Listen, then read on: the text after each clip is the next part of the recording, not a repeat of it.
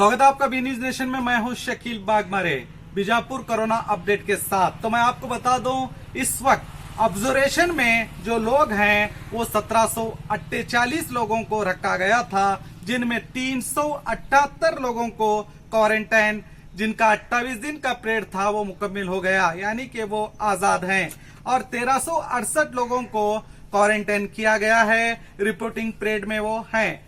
और 49 लोग hospital isolation ward में हैं। ये तादाद कम हो गई है, क्योंकि हमने कई दिनों से आपको बता रहे थे कि 100 लोग हॉस्पिटल आइसोलेशन वार्ड में हैं, मगर अब सिर्फ 49 लोग ही आइसोलेशन वार्ड में हैं।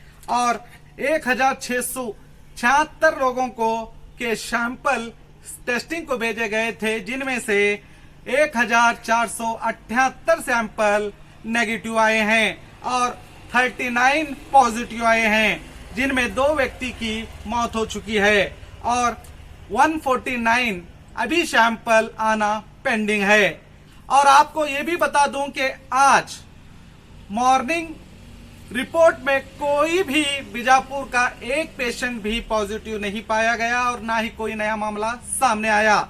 और खुशी इस बात की है कि पूरे कर्नाटक राज्य में भी सिर्फ एक ही पेशेंट, यानी कि एक ही मामला आज सामने आया है, जो दक्षिण कन्नड़ा से है। 47 उम्र की एक महिला है जो दक्षिण कन्नड़ा में है। और कर्नाटक की बात करेंगे तो इस वक्त 501 कर्नाटक में पॉजिटिव पेशेंट हो पाए गए हैं और 18 लोगों की डेथ हो चुकी है और 177 लोग डिस्चार्ज हो चुके हैं। और आज कर्नाटक में एक ही मामला सामने आया, ये बहुत अच्छी खबर है। और हम आपको ये भी बताएंगे, साथ ही साथ कुछ देर में एक खबर हमारे चैनल में आएगी, उसे देखना ना भूलिए। कई लोगों का सवाल है कि क्या बीजापुर में जो पॉजिटिव पेशेंट हैं उनके बारे में बताइए, वो कैसे हैं। और ये भी पूछा जा रहा था कि कोई एक पेशेंट भी डिस्चार्ज हुआ है क्या नहीं।